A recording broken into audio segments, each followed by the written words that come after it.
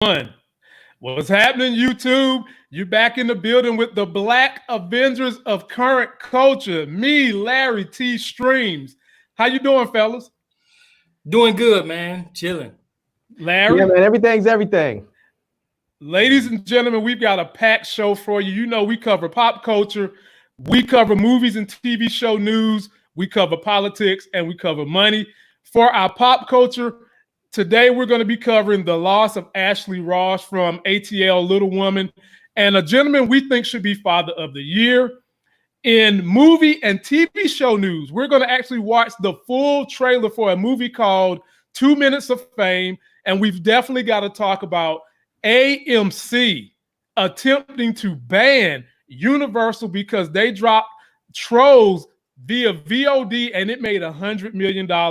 And we will end on politics with Mike Pence walking around people in a hospital with no mask on, and the financial news of the day, why you should buy gold but not buy the gold and keep it yourself. So fellas, which one of the pop culture stories do you want me to give you first? The sad news or the good news? Man, let's go ahead with the sad news so we can get that on out the way, man. And yeah, man, I feel the same way. Let's get the bad stuff here, man. All right. So the sad news is there was a very, very popular show on Lifetime called I think it's The Little Women of Atlanta. Yeah. And one of their most popular cast members was involved in a hit and run, and she tragically died yesterday. Take a look at this clip to give you some background. Ashley Minnie Ross of Little Women, Atlanta dies at 34 after hit and run crash. Little Women, Atlanta star Ashley Minnie Ross has died following a hit and run car crash she was involved in on Sunday. She was 34. According to a statement released by Ross's management team on her Instagram account, the reality star succumbed to her injuries on Monday. It is with profound sadness that we confirm on behalf of the family of Ashley Ross aka Ms. Minnie of Little Women Atlanta has succumbed to injuries from a tragic hit and run car accident today, April 27th, at the age of 34, the statement read.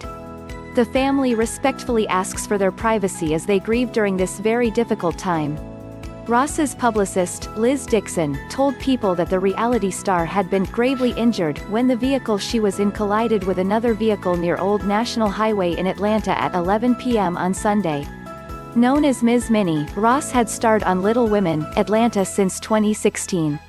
Little Women, Atlanta cast member Shirlene Ms. Juicy King Pearson reacted to the death of Ross on Instagram. "This is too much," her posted read, adding, "Prayers for Minnie's family."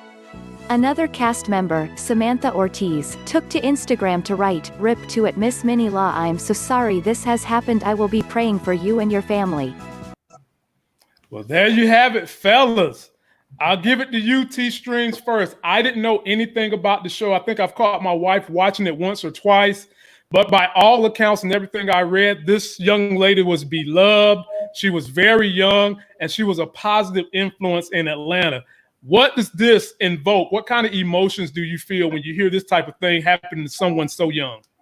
Well, man, these type of it happens all the time, man. It's sad to say it. It do happen all the time. It's just a different thing when it happens to public figures and stuff like that. So I was never like a fan of the show. When I would watch it or see it, I would never like go to it and click it on. But when I watch it and see it, I would sort of like laugh at it and stuff like that. But to see anybody lose their lives is always a tragedy, especially someone like that got their foot in the door to try to make something out themselves and then have an abrupt ending to their life like that. So it's unfortunate. I do hope that the network that sponsors that TV show don't try to elaborate and create some type of spoof, or not necessarily a spoof, but try to create something to get ratings and stuff like that. How TV folks do. You see it and hip hop Atlanta all the time. They when something go on in their personal lives, they try to bring it to the show to sort of amp everything up. So we hope they won't stoop that low to do this. It's bad. It's just one of the things that that we see it so much, and all the time. Car accidents. I'm sure pretty much everyone of this in here probably had a family member or someone close to us or someone that we knew that wasn't too far removed from us that has been killed in a car accident. And so in that respect, when you're out driving, you have to drive for more than just yourself. You have to drive as in being responsible so that you can make necessary moves if you can for the other driver as well, because everybody out there not driving with common sense. Yeah. Larry. So I'm curious, this hit and run, I'm not sure the specifics about how she was killed. I don't know if she was in another car or she was a pedestrian. And I'll be honest with you, my first thought when I heard this, and I don't want to sound like I'm being funny. Oh boy. Here we go. Hold your breath. See, I tried to preface it and said I wasn't trying to be funny, but my first thought was maybe the person just didn't see her because she's too short. Like maybe she just didn't raise up above the bumper or the hood of the car, so they just didn't see her. And when they just felt a little bump, maybe they thought they hit a pothole or something and just kept rolling. So I don't know. I mean, it's different if this person like hit her and she was in her car and then she died from the results of that injury from being in a car. That's a different story because when you hit a car. But I mean, I don't know if dude like backed up and bumped and thought maybe he just hit a pole or something and then kept going, or he thought he hit a pothole and because he never saw her because she didn't rise up above the hood of the car. I don't know. Unfortunately, as funny as that may appear, that could be a reality. And that's why I was not trying to be funny with it. It's a real possibility because of her physical stature. Right. But I don't know. There's no more details I could find other than that news clipping. I think the clip did say the car that she was driving was right. So she was driving. Okay, so you got to change your story to whether or not she could see over. Oh my God! God! You know what? When God rained down lightning, it's gonna get y'all, and they ain't even gotta worry about it because I'm in North Carolina. Y'all up north. He's gonna get y'all because I ain't said nothing. As a matter of fact, I'm changing the story. I'm wishing the family well. I'm wishing all her followers well. And anyone whose life this young lady has touched, I'm wishing you well as you try to grieve through this story. Even though we've given you a little piece of a smile, we really take this thing seriously. When we see people in our community die that we know are doing good, it bothers us. And on top of that, you all are also dealing with what's going on with coronavirus. So our hearts do go out with you. Hope you can find some peace and some laughter to help you get beyond what has happened to this young lady. So now, go ahead, Larry. No, I was just saying it's a sad thing, and death is nothing to. I'm not gonna say death is nothing to laugh at or joke at, because sometimes it is. Sometimes the best way to get over a death and to mourn is to laugh and to bring a little bit of joy into someone else's life, and I mean, if the woman got hit, she was in the car driving. That stuff is sad. It happens, like T-Stream said, it happens all the time, literally every day, dozens of times every day, all across this country, all across the world. We just don't often mention it until it's somebody that's that's noteworthy. Not that we're all not noteworthy, but we're not all public figures. So yeah, we're not all famous. And now that we've swallowed the bitter pill of sadness, how about we swallow the good pill of they always claim it's not enough good African-American role models / fathers out there. Fellas, I found a guy whose social media and his presence needs to be made Father of the Year. I could have put this in the financial section, but I thought it was so good. We can put it in the very beginning. Take a look at what this young man has done with his son. King, it's a lot of suckers out you with their money, and you can't be no sucker out you with your money. Bro, I ain't no sucker. Bet you I don't. Okay. What's assets? Assets are things that bring money into your bank account. What's liabilities? Liabilities are things that take money out your bank account. Entrepreneurship is the act of becoming an entrepreneur.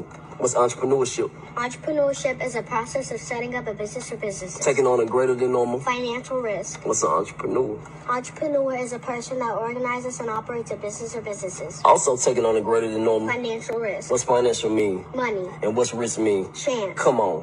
What does it mean to own stock? When you own a share of a company. Come on. What's real estate investing? Real estate investing is when you invest in a immovable property. What's the two types of real estates?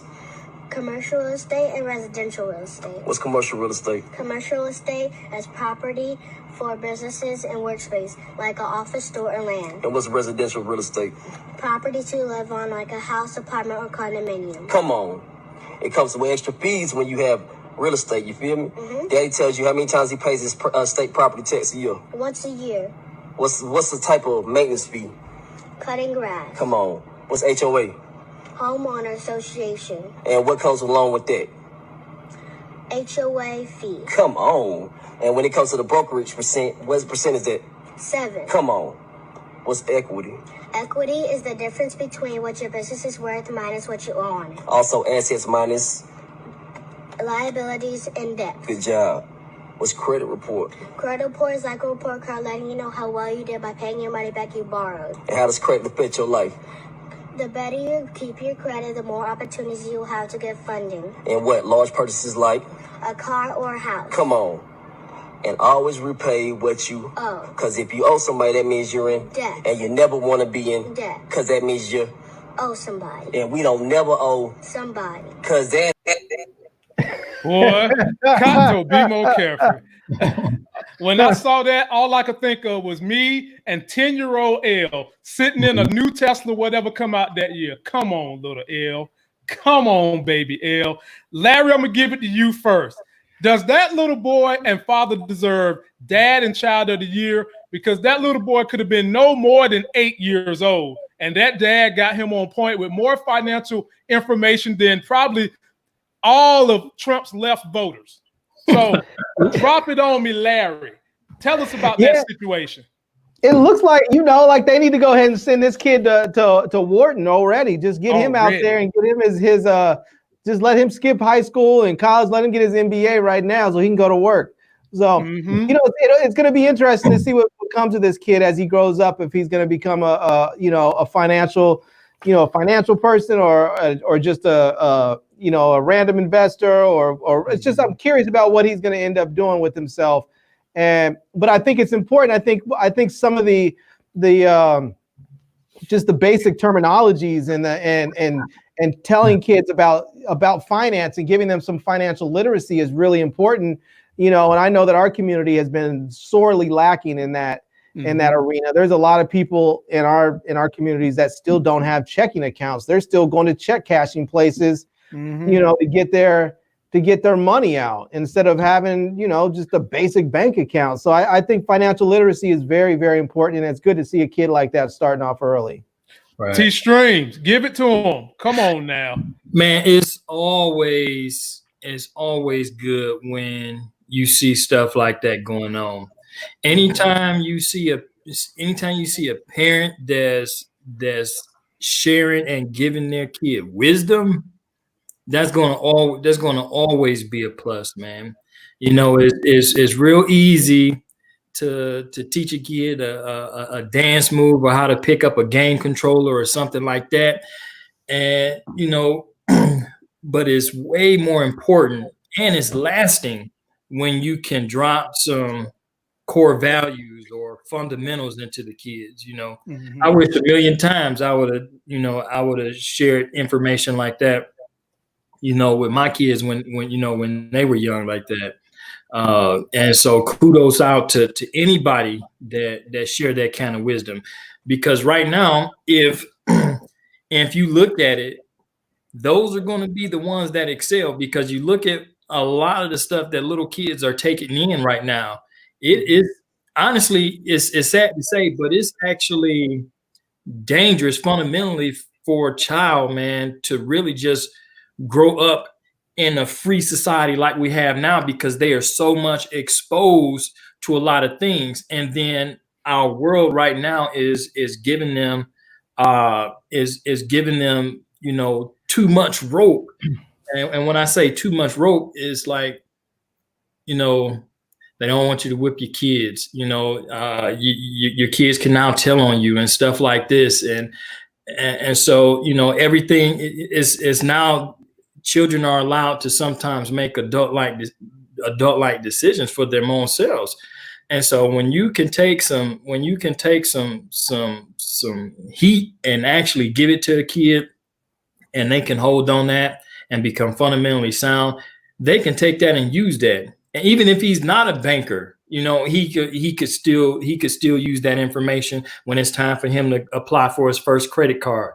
You know what happened when as soon as you getting ready to step on college campus, you get tons of credit card offers and all kind of stuff. You get them when it's time to get his first apartment, and he may have to lease some furniture or something like that, or when he buys first home.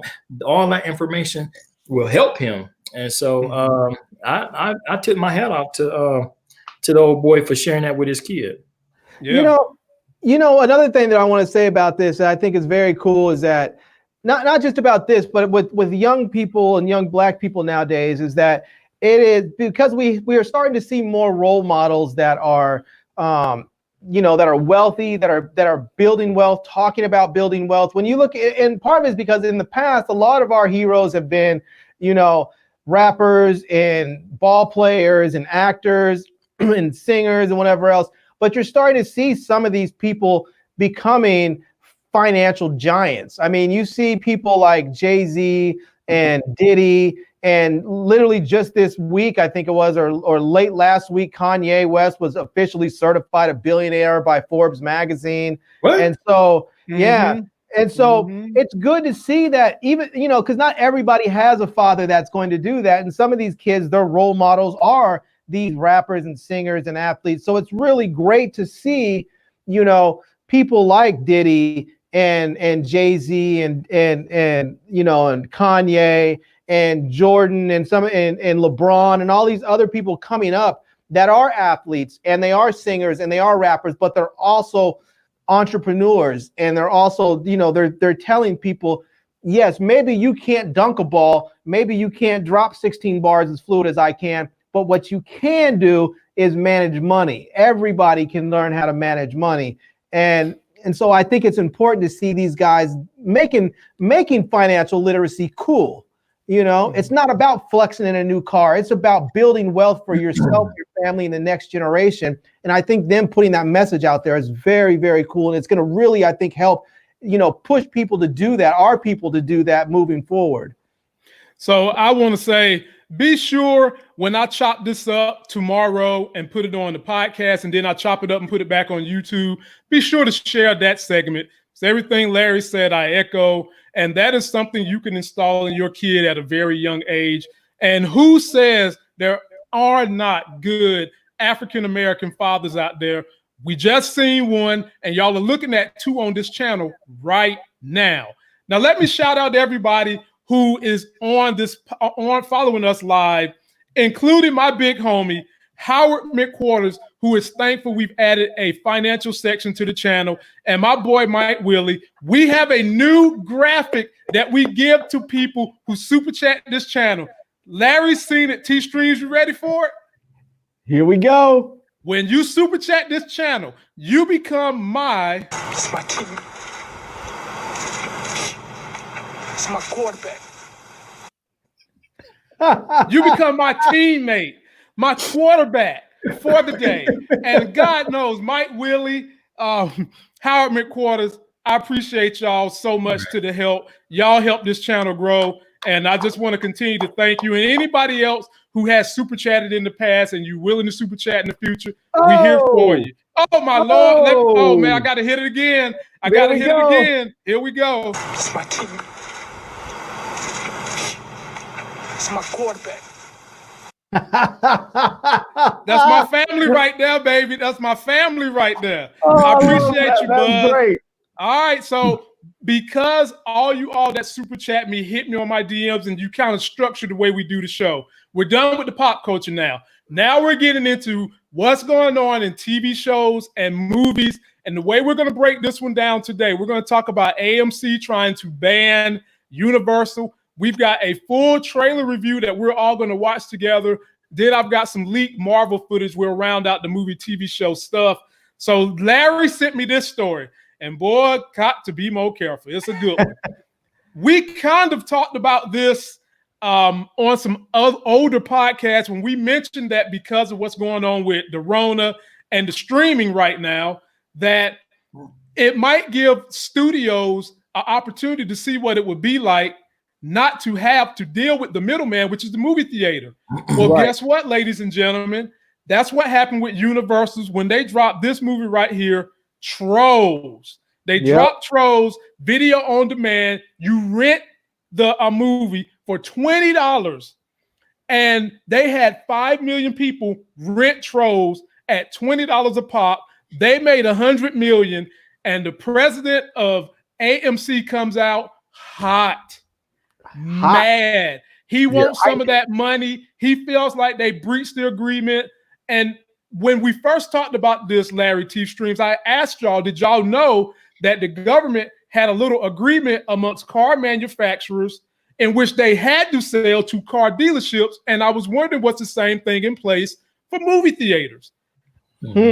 Apparently it is, but it ain't. T. Streams, I'm going to give it to you first. Bruh, are we not visionaries on this channel? We said they was going to do this. We said it. Say, man, it's got to be some trendsetters out there, man. I tell you what, this right here is going to set the precedence for a lot of other stuff. Now, not quite really sure what type of the only way I think that the AMC can even contend this is if they have any inkling of a clue that their agreement with them has been broken. Now, there is some type of agreement that has to be set out with movie theaters, and that's why when you see the movie trailers, they'll say that this movie will be out in 3,200 theaters, or it'll be in out west on this date and then across the world on this date. So they do have certain things put in place. Now, whether or not they violated that, I don't know. Now, $1 billion is a lot. That is a lot of money. And I know somebody was probably sitting back. 100 million. Yeah. Oh, yeah. What did I say? $1 billion? $1 billion. Okay. No. Boy, if they would have made $1 billion, they would have told AMC, I don't care if you kick rocks, kiss rocks, have sex with rocks, throw rocks. Goodbye. Yeah. So somebody was sitting there trying to see who was going to be the forerunner to see if this concept will work. And apparently, they did it with a cartoon, so that's going to open up the doors for some. Open up the doors for some other people to try it. I still hope that they. We keep hearing more and more that AMC is getting ready to file bankruptcy, that they're falling behind and under. Right. And that's understandable, and that may have even been motive for that push. But I do hope, if they do offer that, I still hope that they don't take away the whole movie going experience. As some people just like to get up and get out the house and go to the movies. But man, that's really impressive. So, what's going to happen if they decide to really cut loose a blockbuster? They will. Somebody's going to test that water. Yes. And it might be Universal. If AMC's trying to play hardball like that, it might be Universal that decides that they're going to test that water and say, let's go ahead and put out a $200 million blockbuster film and see what it can do. But Larry, don't you think in this situation, AMC needs the movie studio more than that movie studio needs AMC? Absolutely. I want to say yes, but at the same time, sort of no. Okay. Because there still is that whole thing of having the movie going experience. However, well, I'm not talking about that. I'm talking purely from a financial standpoint. I get that people are going to want to go out. But if people could get a Blockbuster, and neither one of y'all have been in my living room, so y'all don't know my setup, but a lot of people would rather sit in my living room with the setup I got if I order pizza and pay for it than to go to the movie theater. From a financial standpoint, do you think the movie studios have the advantage over the movie movie outlets and theaters? I mean, it's hard to say, and the reason why I say that is because when the way that the current business model is with the theaters is that when people they would have to change the streaming model to sort of match that, because right now the way it is with their business model, if you want to see the latest releases, you have to actually go to the theaters, and they're only in the theaters for a limited period of time. So people rush to get there to see that movie within a particular time frame. Sometimes it's there for a week, 2 weeks, a month, whatever. Usually it's not. Most movies aren't there for more than a month. So usually within that 1 to 3 week period, people are rushing to see that movie. The only way that I can imagine that they would be able to get sort of the returns that they get with theaters at home is if they did that same thing where they said, okay, here's the new movie. We're going to release it. And it's, you can rent it at home for streaming for the first 3 weeks. And then after that, they pull it and leave it gone for a while before they do a full streaming release to DVD or to Netflix or whatever, because there needs to be that sort of artificial scarcity that the movie theaters provide in order to really make all that money. So basically what you're saying is, in essence, they can make money twice, because you can have it at the theater in limited showing, limited time, whatever. And then you can, after it's done in the theater, if you want, you can still do the video on demand service if you want to do it. Right. But I don't know what the agreement is between theaters and the studios. But apparently, if the agreement ain't what they want, I still feel like this was nothing but a beta test to be like, you know what? We don't like the agreement with the movie company, or they might be doing this to request more out of the movie company. This could be a method to say, we have intrinsic value, meaning that we really don't need y'all. And if y'all want our movies, you're going to have to give us more revenue from what we've been charging for those movies. Well, that's the thing, though. They don't make the part of the reason why the theater system is the way it is now is because they had antitrust lawsuits back in the day, because the studios used to own the actual theaters. And so there were issues before where independent theater owners were saying, hey, we can't get the movies because the studios won't give them to us, because they own their own studios and they own their own theaters. So they're controlling everything. And there were some antitrust issues. So the courts came in and broke it up and said that, I believe it was that the studios could not own the theaters as well. Okay. So they could do one or the other. And since the money was on making the movies and not showing the movies, they went with the production side. So, but you're right. If it ends up where they basically just say, we don't really even care about sending our stuff to the theater. And here's something here's an example. And I don't know how what you guys did with this when you were younger, but I remember as a kid that we used to go the drive-in way more often than we went to the individual theater. And part of that was because you can go to the drive-in and pay per car and not per person. So if we used to go, like, there was a place called the Fox Theater downtown where I was at, and it was like $275 a person, but we could go to the drive-in and it was like $10 for the whole car. So, we would pack five, 6 kids in there and we'd go to the movies. Plus, you mean to tell me they ain't have no rules against you pulling up there in a Mexican station wagon, kind of an 18 van? They have no rules against. Man, you could literally come up there with a semi truck and it could be packed with people trying to cross the border. Right. And you mean to tell me you only paid for just that truck?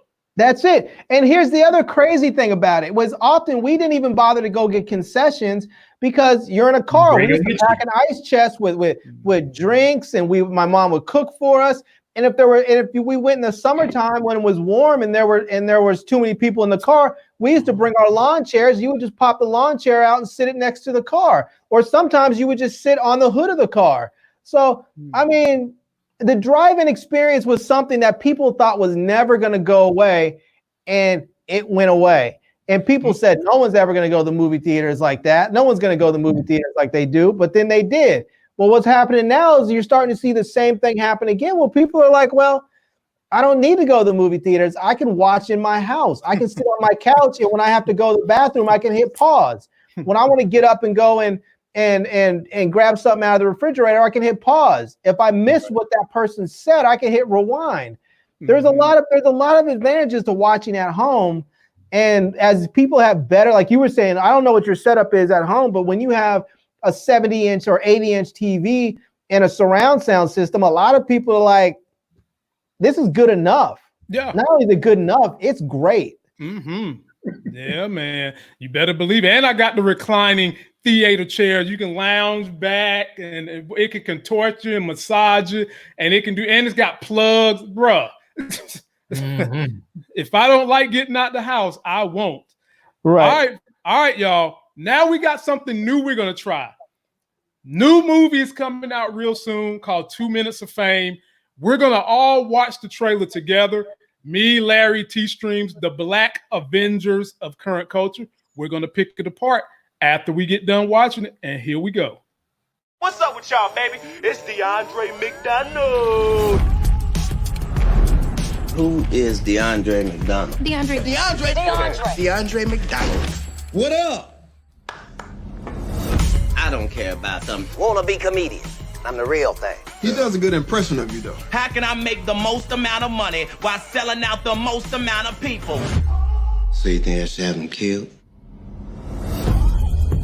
Dre, I work hard and I hold us down, but you do whatever you want. I'ma talk like Kevin Hart. Tell you why. Just because you're more handsome man than I am. I'm not doing whatever I want. I'm following my dreams. You have a family. At a certain point, following your dreams is irresponsible. Dre, you got into the Laugh Out Loud showcase. We going to LA, man, all expenses paid. Maybe the time spent there chasing your dreams is better off spent here, chasing a paycheck.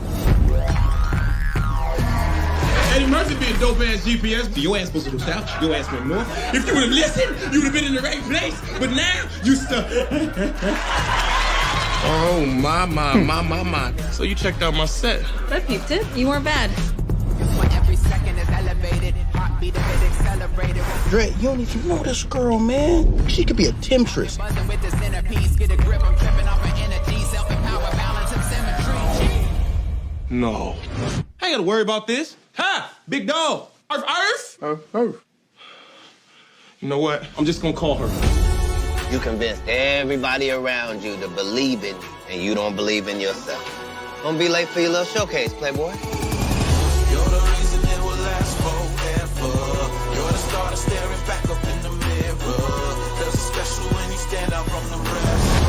When you know that you're the reason it will last forever. You're the star staring back up in the mirror. Let's go. You're the best. You are pushing it now. Okay? I'm pushing it. You know what's pushing? Your hairline. That's 1, 2, way back. Boy.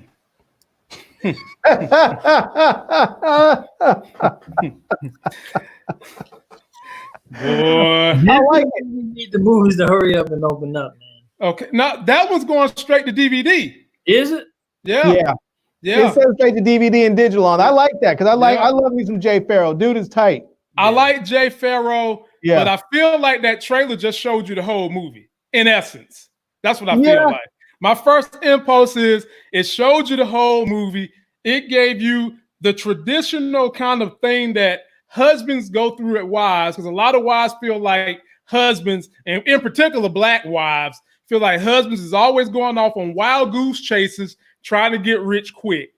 And then while he's in the midst of trying to find his dream of being a comedian, this other little hot thing pops up, who of course probably is going to be the glamour on. She's going to try to help him, boost him, whatever. And then we got to see Keke Palmer's character become sad.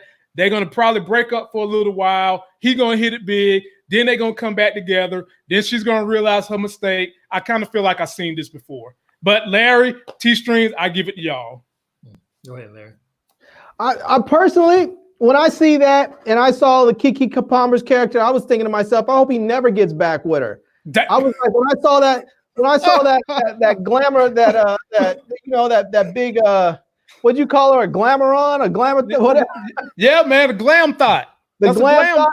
When I saw her, you know what I thought? I thought to myself, here is a super hot woman that's recognizing talent, and maybe her talent is being a fantastic cheerleader. Maybe her talent is providing her man with so much confidence that when he walks outside the door every day, he thinks he can conquer the universe. He goes out there feeling like Thanos. Whereas Keke Palmer's character is basically always telling him, stop doing this, go get a job, yada, yada, yada. Man, I've dealt with women like that. You have to remember before, even doing this, I was a photographer. You can't tell you how many girlfriends I've had that told me, oh, photographers don't make any money. You need to go get another type of job. You need to do this. Man, fuck them. Fuck them hating ass bitches. You know what? I'm glad that big glam thought got him. I hope he keeps her. He shouldn't even worry about calling her back. Larry, you need to support. If you don't like the person that you're with, then go be with somebody else. But don't try and destroy their dreams because their dreams aren't what you want, or because they're brave enough to go after their dreams and you took the safe route. Don't try and destroy the person you're with because they're brave and you're not. You know, Larry, you make that glam thought sound like she's Hallie Roseman. She is a better picker of talent than the NFL scouts. My God, brother. She might be. T-Streams. Go ahead, drop us a line for Larry, get us in trouble. You know what, man? I think sometimes you got to be real careful when you have so many comedians and stuff like that. I saw Cat Williams, Jess Hilarious, and then of course Jay Farrell. I think that's something I actually want to check out. To be able to check out a nice good comedy. I'm hoping that they could have gave the whole storyline away in that short trailer. For the most part, I hope that they didn't. I hope that it would be some type of twist and stuff like that. But you do see quite a few movies where the guy messes up. He has the girl, he messes up, he's on this journey, and at the end of the journey, he gets back. Okay, that is a cliched storyline that we've probably seen hundreds of times on both black, white, and mixed platforms. Right. So as long as they can, tweak the story, I'm just surprised that that they'll have it in because Cat Williams be sort of tight with some of the newer talent coming up, and so I'm sort of surprised to see him get in and work that out. I think it'll be pretty interesting. I'm waiting for it to drop. When did it say it's dropping? Didn't say. I had to go back and check on that for you, but I'm gonna watch it for sure. I like Cat Williams, and I kind of agree with some of the things Cat Williams had to say about what's her name, the comedian Tiffany Haddish? Yeah, Tiffany Haddish. I kind of agree with some of that stuff, man. I mean, but I'm happy to see him finally getting a role where he's not the court gesture, so to speak. Right. So I can deal with that. But we'll have to see. I just don't want it to have some of that Tyler Perry feel to it. And one of my radars is up. One of them, not both of them, but one of them. Yeah. I hope not neither, man, because I just got this TV and I'd hate to have to kick it. Yeah, don't kick it. Don't kick it.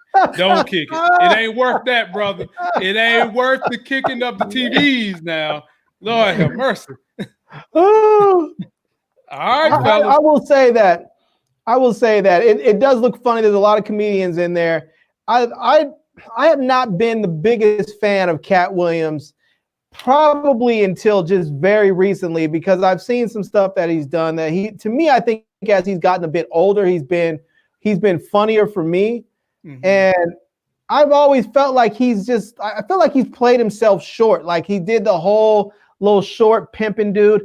You know, I feel like to me, Cat Williams is somebody I think he could have done, who could have benefited greatly if he went to a place like SNL, because SNL would have taken him, forced him out of his comfort zone, and still made him funny, but he would have been funny in a much broader sense. He would have been able to create more characters and just been a more diverse kind of funny than just that one. Because I mean, for a long time, I felt like he was just, I mean, he was talking about Tiffany Haddish being a one-trick pony. For a long time, I felt he was just a one-trick pony. And it was boring after a while. It was fun for the first minute or so, and then it was kind of like, it's okay, I'm over it. So I still think he could have done, he would have been served well on a place like SNL, you know? Hey, maybe this is his reemergence.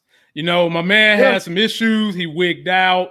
He was running around naked, smoking weed, got arrested, and now maybe he's got all that taken care of, and he's turning over a new leaf. Yeah. So, fellas, I got Marvel news for you. In Marvel news, the gentleman we had on yesterday, T-Stream's name was Brandon Avery. Y'all go check out his channel, subscribe to it. He was telling us that one of his most anticipated movies is Shang-Chi, being produced by Marvel.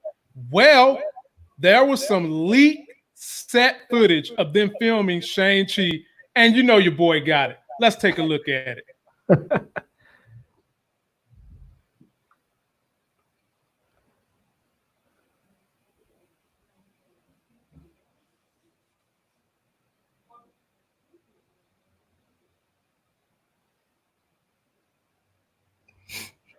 Oh.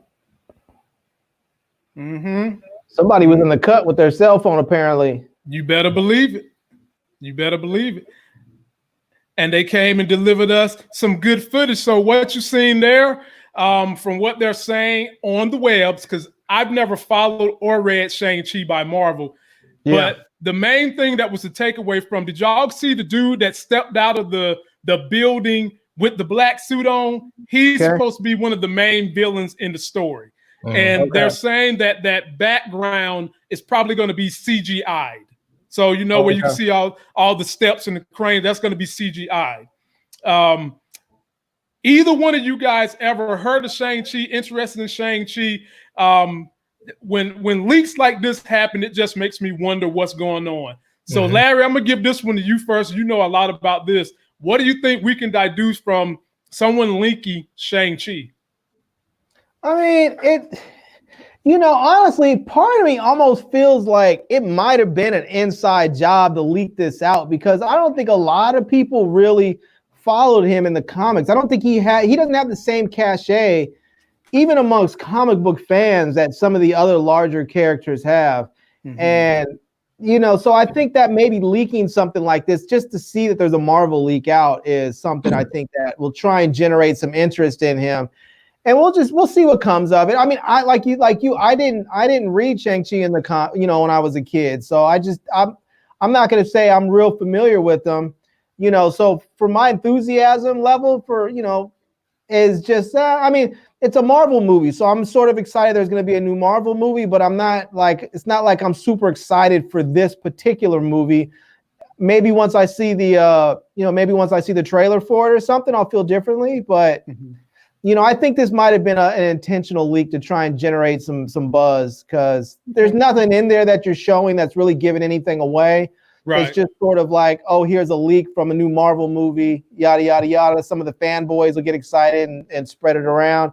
Hey, I'm one of them. I just ain't wear the hat today. Villain came out the door. Yeah. I'm one of them, bro. I had to know something. T-Stream, what you think about the leaky? Man, you know what? I'm gonna have to be quite frank on this, man. I never even heard of. Quang-Chi?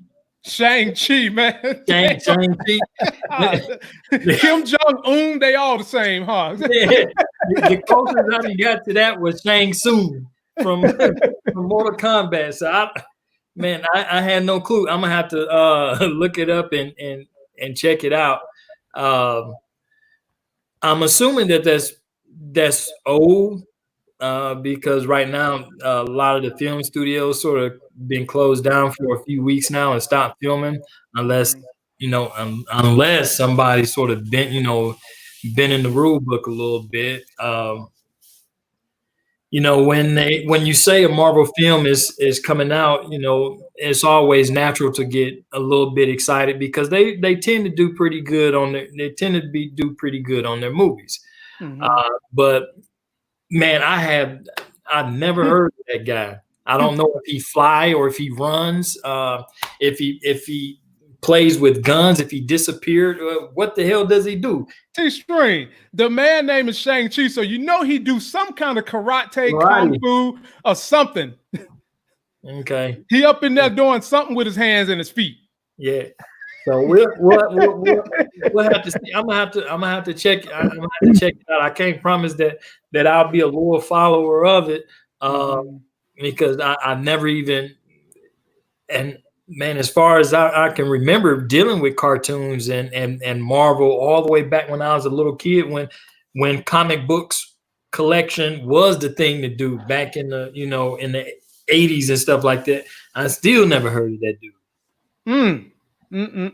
Well, I got something that you both can relate to in terms of Marvel. This is the final piece of Marvel we're going to cover today.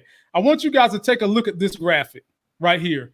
These are all the MCU movies that are going to drop in 2020. You're talking, we're going to get 5 movies, and they're stars by Blade because we're not sure if that's the movie that's going to be in October, but a lot of speculators are saying that it's Blade. And of this list right here we're looking at, fellas, and I'll start with you, T-Streams. Which one of these, name 2 of these movies that you're most anticipating? Man, off the top, it's got to be Doctor Strange. Okay.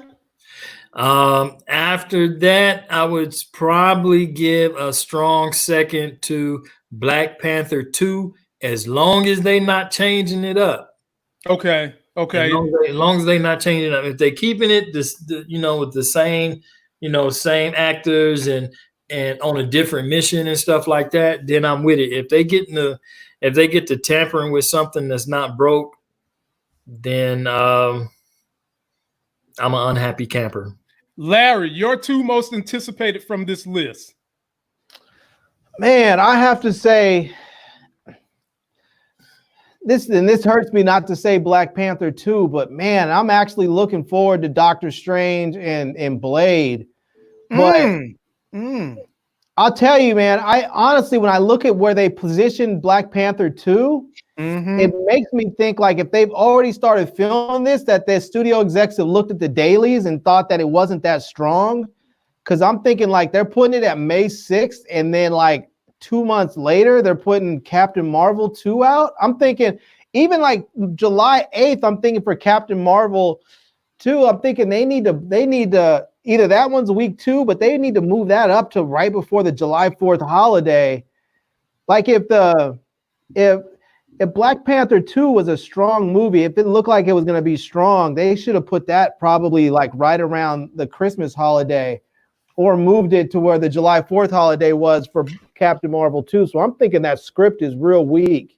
I wouldn't say that, because what Marvel tends to do, Marvel tends to put their biggest blockbusters, release them either the last week of April or around the first week of May. So that tells me that they're making this a flagship movie. However, on that list, these are basically all sequels except for Blade. Right. Of that entire list, fellas, but they had 3 Blades already. Only 2 of those movies made $1 billion the first time: Black Panther and Captain Marvel. Now, a lot of us don't know how the hell Captain Marvel made $1 billion, but hey, it did. And personally, I think Thor Ragnarok was a better movie, but it didn't make $1 billion. It made a good money, but it didn't make $1 billion, and it was released around November. Thor Ragnarok was solid. That was a funny movie. It was a great movie. It was a damn good movie. Let me ask you, you follow this more. When are they going to come out with another Guardians? They pushed that back to 2023, something like that. Yeah, they pushed that one back to 2023, and it's supposed to be a pretty good Guardians because Thor is going to have a scene in that movie. Right. He's not going to be Fat Thor anymore, or anything like that. He's going to have some trials and tribulations in the movie. As a matter of fact, Guardians was supposed to come out before Thor, but because of what's going on with the virus and moving things back, they're going to wind up having to release that before they do Guardians, because they had to stop the Guardians filming because they had issues with the director. Now he's back, that type thing. So that's what I was going to ask you about too. Because what's his name? Batista was saying, "I'm not coming back if they don't bring that director back." I can't remember his name, but he was like, "I'm not coming back if this dude doesn't come back." James Gunn is the director. He's coming back. He's coming back, and Batista's coming back too. So the only problem I got with that schedule, I do think they need to push Captain Marvel, not July.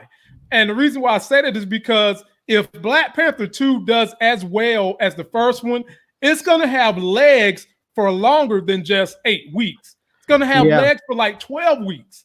So they should be thinking about pushing Captain Marvel until August. They had Black Panther in the theater when Infinity War came out. Infinity Wars came out. Yep. And it was still making money. It was making money up until the week of Infinity War. And you remember Infinity War came out the first week of May. So that's why I say it's a good thing that Black Panther is in May, because now they're saying it is a flagship of the movies we make. Okay. Yeah. Okay. Well, then maybe I just didn't understand the way Marvel does their releases. I'm happy for that then. Yeah, man. I'm happy for that. Yeah. Then I think this Doctor Strange 2 is going to do a lot better than 1 because of the role that Doctor Strange played in the other 2 previous movies. And so that sort of built his stock up. And so, because they actually had him they had him pretty bad. And so I think that in this case, the second one will definitely do a lot more than the original one. What I don't understand is why they push everything back to 2022, like we just not going to have 2021. Do they know anything that we don't know about? I mean, man, they must do. These people is planning. Black Widow, they pushed her back to November, which is when they was planning on dropping. God, what was they going to drop? I think they was going to drop Doctor Strange in November. Yeah, and they pushed Black Widow back to November. And I think that what they're feeling is just simple as this: because the speculators are saying coronavirus is going to ebb and it might flow again in the fall. I think they're just taking precaution that they don't have to, make last minute moves to push movies away when the fall comes. That's what I think they're doing. Well, part of that's part of it, but the other part too is that like Black Widow was already done. That movie was finished, and so and with the exception of them maybe having to shoot some pickup scenes, which I don't think they did. I think it was really already finished. But for some of these other movies where they're not done yet, you have these actors that have other contractual obligations where they have other movies that have to get made and are already scheduled. And so if they have movies that are scheduled for throughout 2021, it's not like Marvel can just say, "Hey, you still owe us this movie." They're like, "Hey, yeah, I did owe it, but we also agreed that this movie was going to be made between November and February, and that time is come and gone. So I'm still willing to do the work, but it's just going to have to happen after these other movies that I'm making." So I think there's a lot of scheduling that has to go into these things, and I think that's probably a lot of the reason why these movies are getting pushed back. Most likely so, but you guys can always tune to this channel for the latest and greatest in Marvel movie and TV show news. So now we're going to careen ourselves to financial news. And if you watched our show on Monday, we brought up the discussion of hedging your bets against inflation. And me and Larry both said that owning gold is a good way you should do it to diversify your portfolio against inflation. And now we're divided. Yeah. Well, partly. My consumer specialists have always said you don't buy physical gold because they mark it up. Like as of right now, one gold coin at the cheapest location is marked up $135 more than what gold is really worth. So my consumer financial people always say you buy gold ETFs, and I've got some websites for you for where you can buy those. And it's easier if you buy that to just be able to get rid of those shares of gold than it is for you to try to hold, capture, and then resell if you need to physical gold. And Larry wants to give a rebuttal to that statement. Well, no, I agree with you in large part that is the easiest way to buy and sell gold. But the reason why I was saying that you should take physical possession of it is because in times of turmoil, when people are worried about having actual assets that mean something, when people start talking about the dollar is just made up, it's all numbers and it's just ones and zeros, there's no real value to it. When I say about taking physical possession of it, because people say when you are worried about having actual physical assets, gold and silver, when you buy them, you should take physical possession so that if you need to leave and go somewhere else, that you actually are taking that with you. It's not a matter of someone can't say we're locking you out of your bank account when you have a pocket full of gold. Someone can't say, excuse me, that we are going to, we're suspending your brokerage account so you can't trade anything or your account's frozen when you have another pocket full of silver. So, well, if you're going to go that route, considering how much they mark it up, wouldn't you just be better off taking the cash you would have bought gold and just burying it somewhere instead of paying a $135 markup on an ounce of gold? No, you try not to buy. You try to buy at spot if you can, and I get it that sometimes there's going to be a markup. People have to make their money, but the point is that you try and buy when it's relatively low, so that as it raises in price, you make your money up from wherever you bought it, obviously, past the point that you had to pay for any commissions and fees. I mean, you're paying commissions and fees on if you buy ETFs, you're going to pay your brokerage fee. You're going to pay whatever it is you have to pay for your broker to buy those ETFs. There's a fee, but it doesn't equal $135 markup. You're absolutely right. It's not going to be that. It's going to be a percentage of the actual cost and not a set amount per ounce. The places I've found for people is 0.17 cents. And the places you can get these things from, here is one good site right here. Aberdeen Standard Physical Gold Share ETF. That's one of them. The other good place is Granite Shares Gold Trust. And last but definitely not least, iShares Gold Trust. This is the most trusted one. This is the one that's reviewed by most economists. They've got over $190 billion worth of gold in vaults all across the world, and easy to get into, less than 1/17 of a cent management fee that you pay to have physical gold diversified in your portfolio. I'm okay with that. I just think that if anybody is buying gold as a hedge against inflation, or they're buying gold because they're thinking of actual physical security and they're a prepper or something like that, you need to have, even if you have gold ETFs, you need to have a certain amount of it in physical form on your person. You need to take physical possession of a certain amount of it. So if you buy $100,000 worth of gold, maybe you take 30 of it and you hold it in physical. You take physical possession of 30 of it, and leave the other 70 as ETF. Let me challenge him on that too. First of all, you don't want to have your whole portfolio in gold. You want to put maybe a fourth of your portfolio in gold as a hedge. Well, I wasn't talking about your whole portfolio. I was talking only like if you put like 100 grand. Larry, you didn't let me finish. Let me finish. Damn, man. Good Lord. Do I need a Rona too? Kato, be more careful. Brother can't even get a country grammar in here. Let me finish. Yeah. I'm saying you put a fourth of your money in the portfolio. And if you are a doomsday prepper, as Larry said, Is gold even really going to help you if the economy tanks so bad that we are literally fighting each other in the street because we can't use paper or electrical currency? That's my question to you, Larry. Yeah, I think that if we ever get to the point where we can't use paper or electronic currency, I think the only true currencies that are going to be out there are going to be things of physical value. And we have shown, it has been shown throughout the entire course of human history that gold and silver are a constant thing of value. And it doesn't matter if we're at war, if there's no paper money, whatever. If you have gold and silver, if you have physical possession of them, that you have something of value. And if we ever get to the point, let's say that you buy 30,000, let's say you buy $100,000 worth of gold and you take possession of 30,000 of it, and then everything blows up and goes to hell, and our paper currency and our electronic currency isn't worth anything. Well, guess what?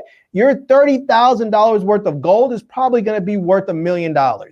You are going to be extraordinarily wealthy because the value of gold and silver will skyrocket to astronomical amounts if that ever does happen. If that ever does happen, I don't think gold is going to help you one bit. Probably the most precious commodity you're going to have is weapons, because when you run out, your ass is in trouble. Right. But how are you going to buy a wepen? You better have some now. That's where gold and silver comes in. We might have to get like T-Streams and invest in weapons now so that we can have something to protect us if they try to come and take the gold. Because if we get to the point where it has all collapsed, that we have to go back to bartering commodities such as gold, silver, or whatever you got, folks, that's going to be a very scary time. And you better have some nickel in the form of bullets. And that's when I'm moving to T-Stream's house. Mm-hmm. I just think that anytime that I mean, it doesn't matter if it is a simple thing of having a certain amount of cash on hand, or having a certain amount of gold or silver on hand, or having weapons. I think that whatever it is that provides a certain amount of security, you should have some of that in your physical possession. It doesn't matter if you have much more of it invested somewhere else, but you should have. It's just like if T-Streams had a whole weapons depot, off site somewhere in a city over or a few blocks away, he still would have to get to that. So he still needs to make sure he has something in his physical possession that allows him to get to that. And I think that's the same thing with, even if it's just having a certain amount of cash at your house, a certain amount of gold at your house, certain amount of bullets at your house, certain amount of condoms at your house, whatever it is that provides you security, you need to make sure that you have a certain amount on you in your physical possession. That's all I'm saying. I'm not saying that you're wrong. I think you're right. I just think everybody should have a little something on hand. Right. Yeah. And I agree with that. The norm the norm would be 3 to 6 months, a 3 to 6 month stash. Some people do their 3 to 6 months and put it up in the bank.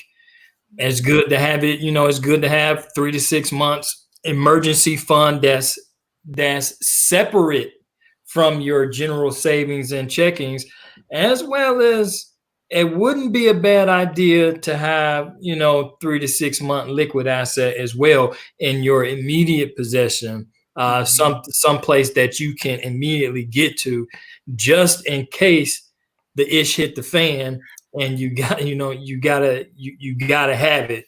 That gives you some time to think, prepare, and plan, and develop what your next step's going to be.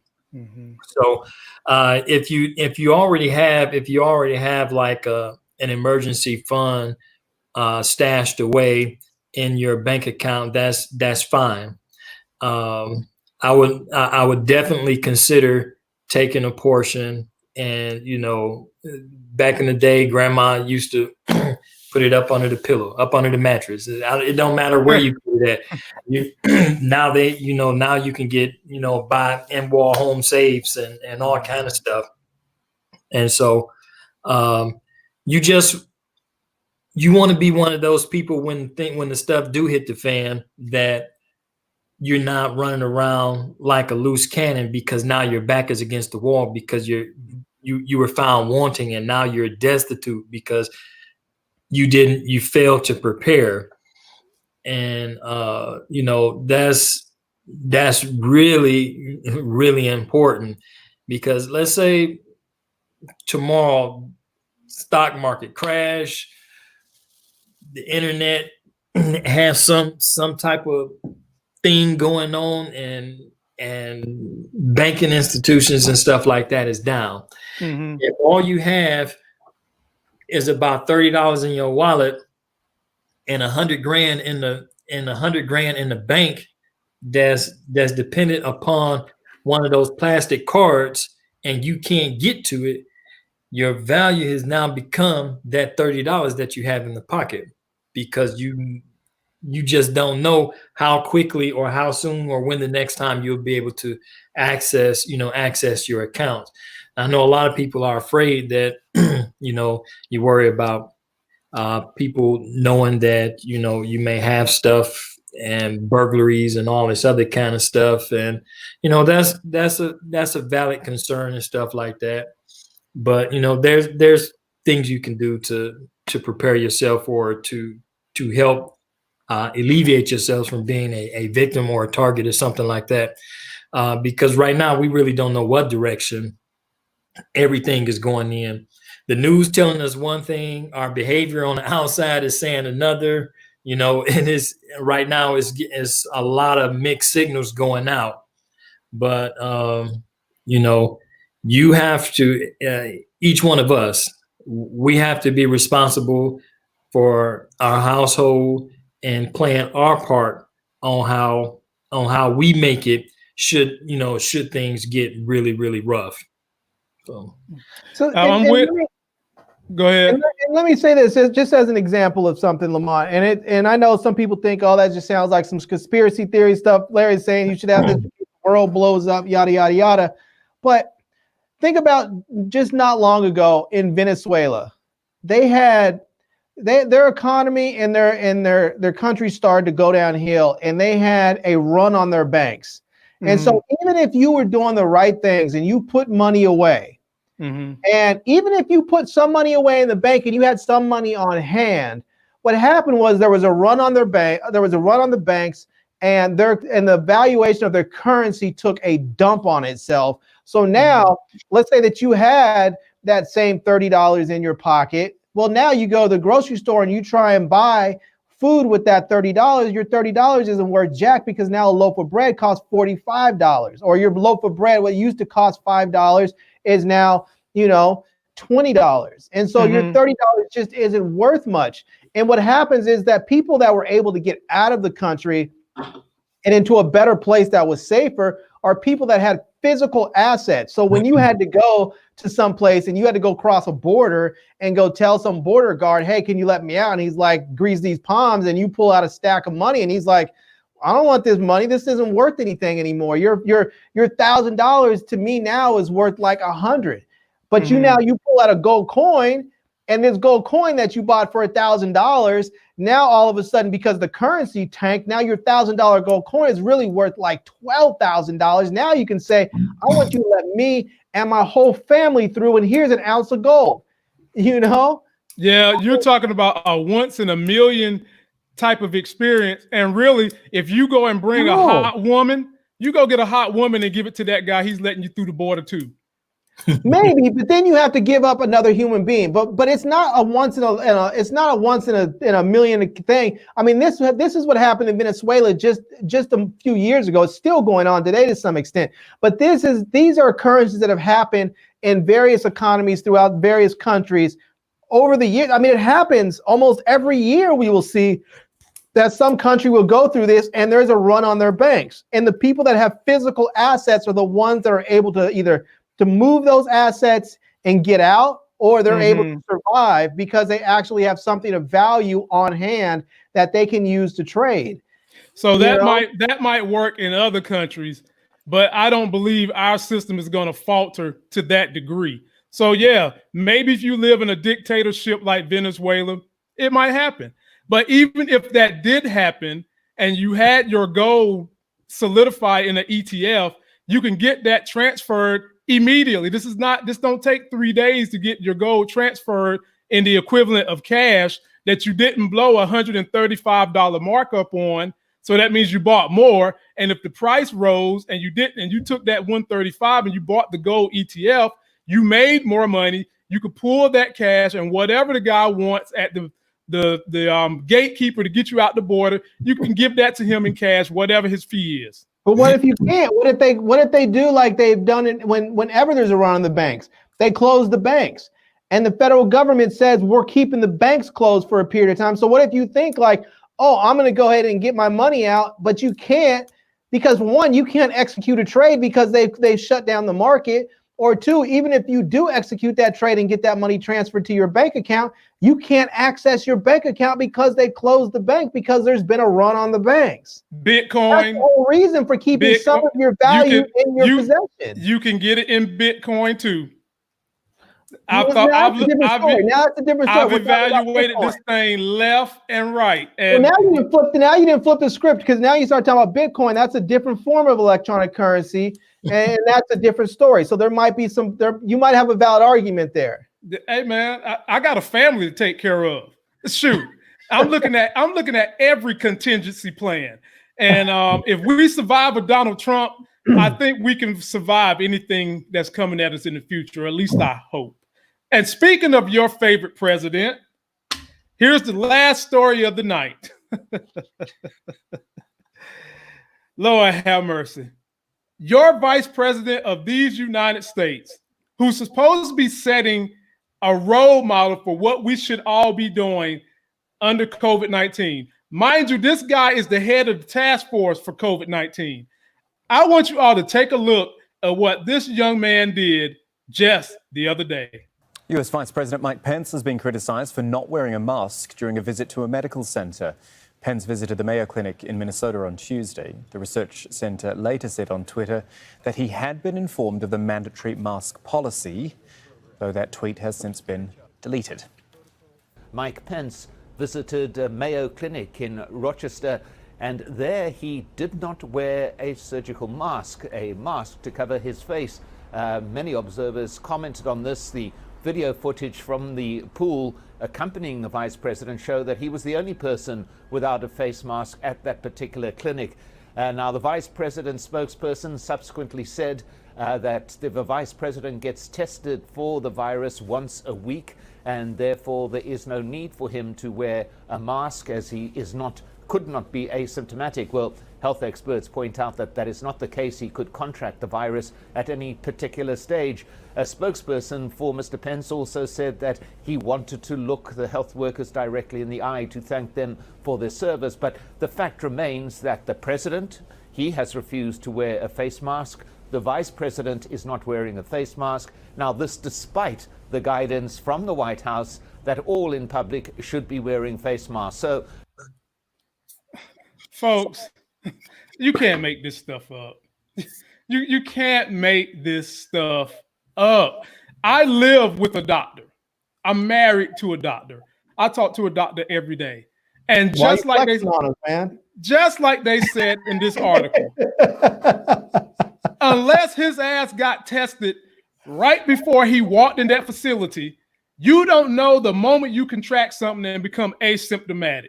But right. T-Streams, I'm going to give this one to you first, because I already know Larry got a hot take for this. Man, you know what, man? Hey,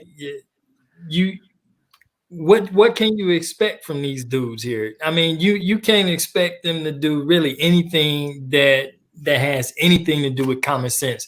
They have proven time and time again that they are perfectly incapable of practicing simple common sense. How are you going to be a leader to people and and not even practice what you preach? Mm-hmm. And so I man, look. Yeah. He sounds exasperated. He's flabbergasted. And the reason is because, man, right now the whole country damn near the whole world is on lockdown. Everybody walking around this piece looking like Sub-Zero. And, you know, this dude, he come out, you know, now it did, true enough, he got privileges. He get tested once a week. Some of us ain't gonna never get tested. You know what I'm saying? We got to be on our deathbed to get tested. All right. That right there says something to you right there. Now, I really think that these two dudes right here, they're proving themselves time and time again how, you know, how silly they really are, and how they are not really taking this as serious as it really should be taken. I mean, for damn, you got the whole country is on lockdown right now, and you're not even abiding by the same rules that your council is telling you to share with the entire country. Right. And did you hear that cockamamie excuse? He wanted to look people in the eye. Your eyes are not covered up. Yeah. Your eyes are not covered up, Mike Pence. I mean, they didn't say you got to wear protective equipment on your eyeballs. What the boy, Lord? I tell you. So you know you never just hope or wish anything bad, but if they came up with it, man, I wouldn't be mad. You know, me personally, I'm sorry if I offended anyone about that. But if these two knucklehead clowns that's ruling our country right now, literally, if they turned around and caught coronavirus, it's real. If they mess around, you got it. Look at this one. That's funny. Look at what my man CMBF said. He drank Lysol before he went in the hospital. There you have it. That's why his hair's so white. There you have it. Oh, but and it's crazy, man, because I was seeing reports that Lysol actually had put out, man, that you know that they by in no case recommend nobody even do that. And so it's just time and time after again and again. They don't amaze me no more. It don't surprise me anything that come out their mouth or anything that they do. I'm almost certain that they really not all the way human. It's something really, really odd about that bunch there and the people that he has that supports him. God damn it, you just. So Larry, I'm gonna give it to you, but let me read this comment. As a patient, this is Miss Chris the sis. As a patient, I would be hot. I don't want him coming in there breathing his hot breath on me. And believe me, the patients didn't want him doing that either. Go ahead, Larry. Man, you know, I've seen all kinds of comments saying this is one of the reasons why people have had some problems with Pence. Some people attribute it to his religion. They don't think that he believes in science, that he's one of these fundamentalists that believes that God will take care of everything for you, regardless of how stupid you are. And, you know, I am of the belief that God does not like to be challenged. That, you know, if for some reason you find yourself hanging off the edge of a bridge by your fingernails, that God will lift you up in that time. But if you go and jump your ass off a bridge, he's going to let you hit the water, you know? And so I think it's a shame really what he did. And I'll be honest with you, sometimes, and I've said this over and over again in the past, I think that Trump and his cronies are assets of the Russian government. And I know that sounds conspiratorial, but I think the way that they act shows that they are not working in the best interest of the American people. And this is just another example of that. And, you know, they do things that are actively trying to hurt the American people and to negatively influence and impact the American people. And this is just another example of that. And the reality of it is that Trump does not want Pence around right now. If you saw the press briefing today, he wasn't there. I didn't see him there.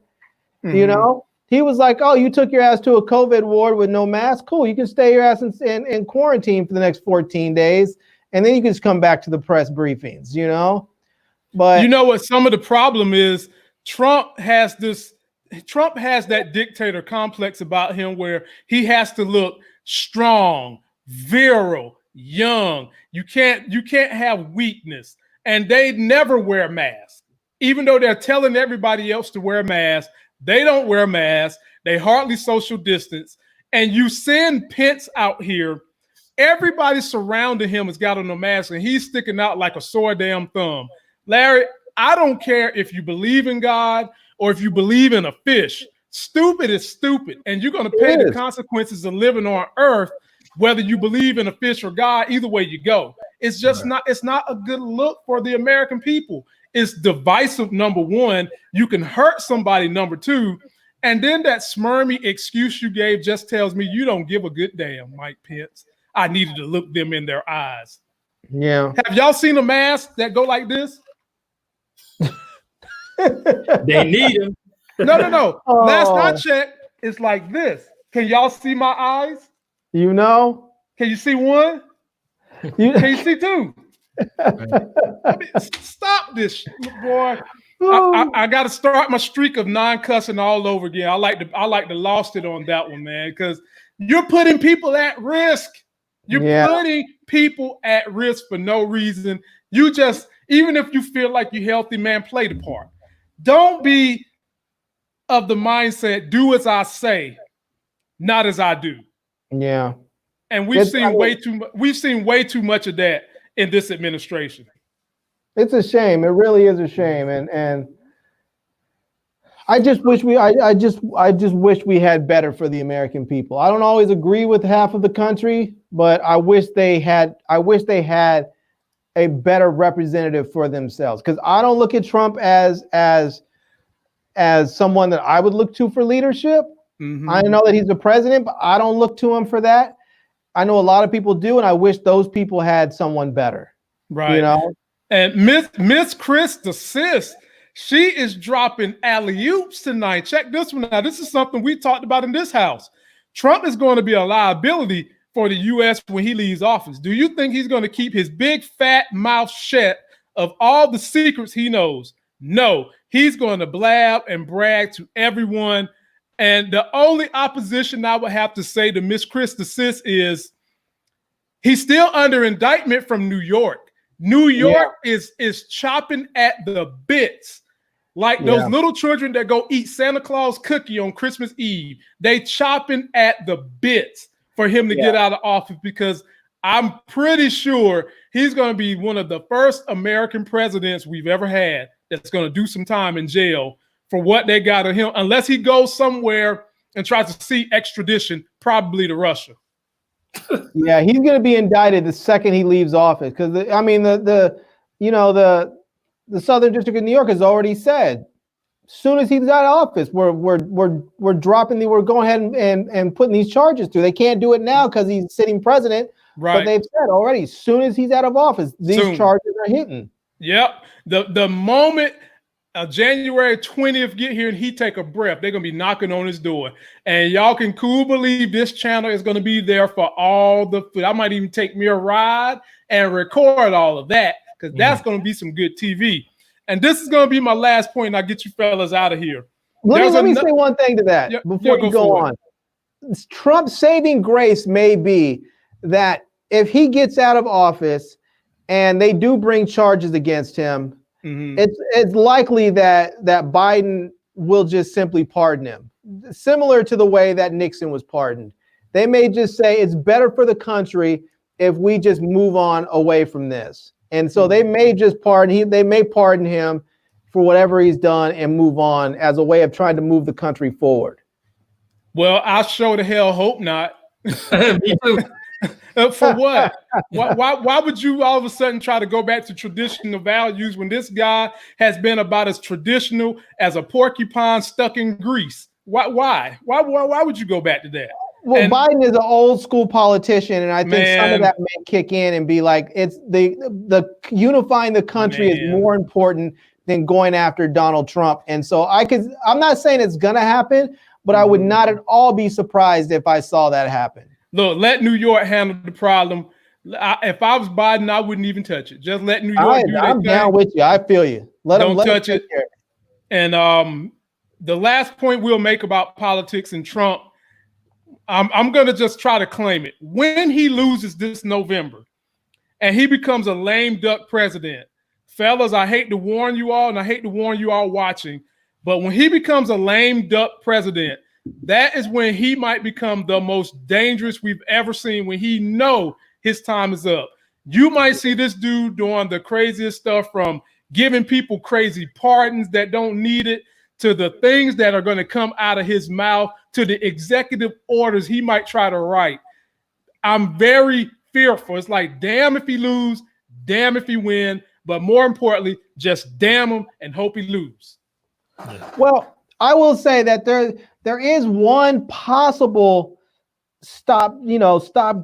backstop for that. And that could be if the Democrats tell him, if he starts looking like he's going to get out of cuff like that, it's to tell him, look, if you don't simply leave office quietly and you start doing all this craziness, your kids are going to be exposed, and we will sick the full force and weight of the Justice Department on them for all of their dealings. When we go and look at all of these licensing deals that Ivanka secured with China during the middle of this trade war that all of a sudden started to get resolved when she started to get all these patents and everything over there. We're going to start looking at all that stuff real close, and you can look at seeing all of your kids in jail with their wealth stripped away from them.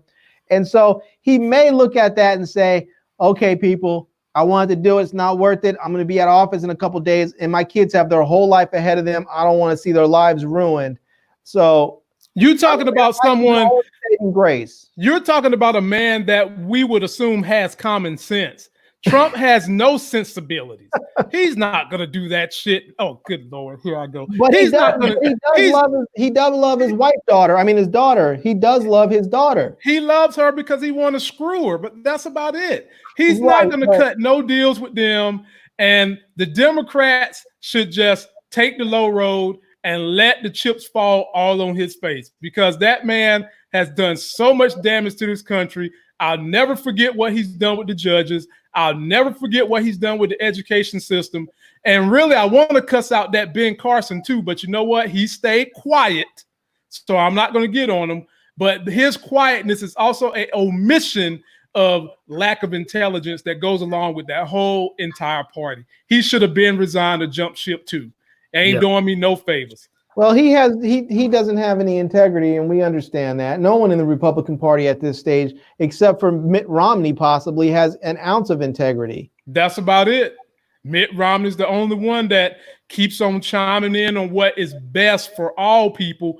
And who would have thought 10 years ago we'd be saying Mitt Romney is the voice of reason in the Republican Party? Yeah. Yeah. Well, folks, that is it. I'm going to let these fellas give in their last word, and I'll finish it for today. Larry, you first. Yeah, all I'd say is again, as things start to open up, just remember to put your health and safety first.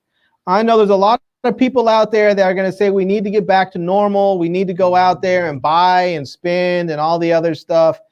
Put your health and safety first. If you don't need to go out there and risk your life to get your hair or your nails done, please don't. Just know that getting that nail filled is not worth the coronavirus. Getting that nice clean fade is not worth getting the coronavirus. So please just understand that just because the politicians have said that we want to get the economy rolling does not mean that it's safe. If you just simply look at that ticker that's ticking up on the CDC websites or John Hopkins or any other these medical facilities and research facilities that are tracking this, it's not like the number is slowing down. We were at like 56,000 or 57,000 deaths yesterday, and we're at like 61,000 today. They're still going, and they're still getting new infections, and there's still more deaths. So please, please, please protect yourself regardless of what these politicians say. He's streamed.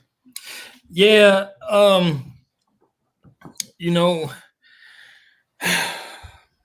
want to sort of steer away from that because it gets so depressing. And we don't want to depress you any more than what we already have been over these last couple of weeks. So what I want to tell you guys or share with you guys is to consider your personal health. Are you watching too much TV? Are you doing too much eating? Are you doing too much just laying up, lounging around? I mean, those things are all good and fine and dandy, but they can also make one lazy. You know, take a few moments out your day, do a little exercise, do something different, set away from the TV, find something constructive that you like to do, and engage in some of that type of activity to add some more vigor back to your life while everything is sort of shut down.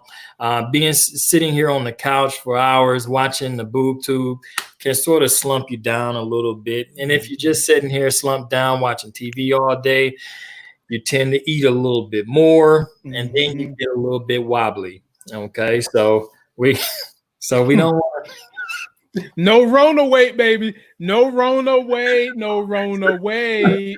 Okay, so we want to try to keep that in mind, and you know it don't take very much. Just so my thing to you is just find something that you like to do and spend a couple of moments a day or throughout the week doing something that you actually like to do that you hadn't done in a while. You know, instead of just sitting here doing. Masturbate. Oh. Yeah, well, here he go. Here he go, about to get us in trouble. Got hand grips. Yeah, man. And if you're gonna make that last, folks, make it last forever. Don't make it a quick one. So let me finish this thing off with kind of what T-Stream said. And you have all this free time to yourself. Use this as a bridge to plan a better you going forward. Every year, me and my wife, we make plans for the year. We make an individual plan and we make a household plan of goals, of things we want to achieve that we must achieve along the way to get us to where we want to be over the next 5 years. Right. I encourage you all to do the same exact thing. Put some health and fitness goals up there. Put some financial goals up there. And then put some long-term dreams on paper and put it somewhere where you can see it every day, so that while we're stuck in Rona, you are game planning, you are mapping a way to be better when the economy gets rolling again. And people, it will get rolling again. It's just a matter of when. And while we're waiting for that win to come, you go on ahead and make yourself a windfall in your own life. And that is your life gains for the day. Well, that's going to do it. And until that next sexy as hell video, go get yourself that life gain. Share us. Follow us on all our social media. The links for us is all in the video description. To that next sexy as hell video, we'll see you. Peace.